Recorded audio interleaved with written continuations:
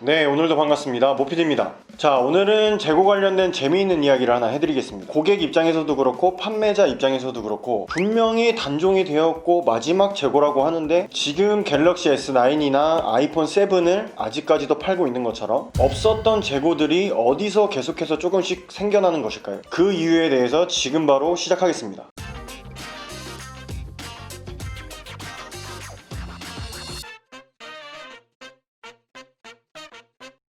자, 보통 핸드폰이 만들어지면 자급제 채널과 이통사 채널로 나눠져서 할당이 됩니다. 여기서 우리가 마지막 재고다, 재고가 없다 라고 판단하는 것은 바로 최초부터 이 채널들로 배정되는 재고들이 매진이 되었다는 것입니다. 자, 그럼 계속해서 새로 만들어서 추가되는 것도 아닌데 없었던 재고들이 도대체 어떻게 생겨나는 것일까요? 그 첫 번째는 바로 AS 물량입니다. 처음에 배정이 될 때 무조건 판매가 되는 채널로만 배정이 되는 것이 아니라 제조사별로 약간의 비율의 차이는 있지만 모든 제조사는 최초의 일정 비율을 AS 물량으로 빼놓습니다. 이 AS 물량이라는 것은 제품의 초기 불량이 발생했을 때 새 상품으로 교품을 해줘야 하는데 전부 다 판매하는 곳에 배정을 해서 모두 판매가 되어버리면 교품을 해줄 수 있는 재고가 없겠죠. 그래서 애초에 일정 비율의 재고를 AS 물량으로 빼놓습니다. 그러고 나서 판매하는 채널의 재고가 다 소진이 되고 더 이상 교품도 많이 들어오지 않는 시기가 되면 이 AS 물량으로 빼놓았던 재고들을 다시 이통사 쪽으로 넘겨서 판매를 하게 됩니다. 그래서 분명 단종이라고 했는데도 계속해서 조금씩 물량이 늘어나는 이유입니다. 자, 근데 이 정도까지는 아는 사람들도 어느 정도 있고 여러분들도 어느 정도 예측은 할 수 있을 겁니다. 하지만 정말 생각지도 못한 이유로 없었다고 한 재고들이 생겨나기도 하는데요. 그 두 번째 이유가 바로 케이스 가리입니다. 자, 여러분들이 불량으로 반납한 핸드폰들은 어떻게 될까요? 바로 그냥 폐기 처분이 될까요? 카메라 불량 또는 액정의 기스가 발견되어서 초기 불량으로 반품을 했는데 그 이유 가지고 반품된 불량 재고들을 그대로 폐기 처분하기에는 너무 아깝지 않나요?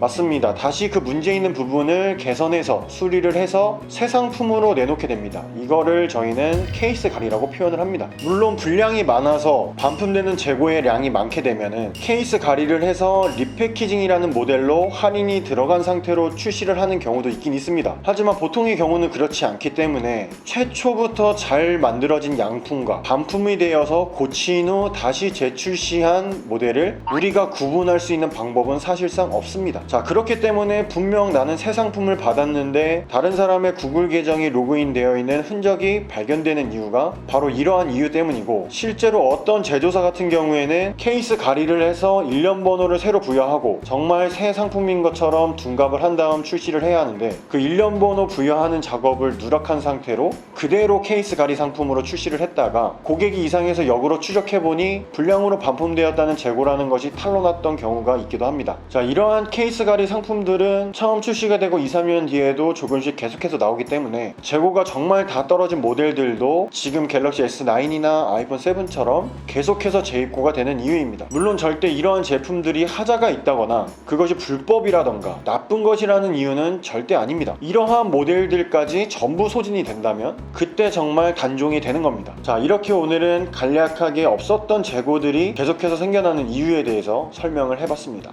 오늘 영상도 도움이 되셨다면 구독과 좋아요 부탁드리면서 이상 영상 마치겠습니다. 모피디였습니다. 안녕.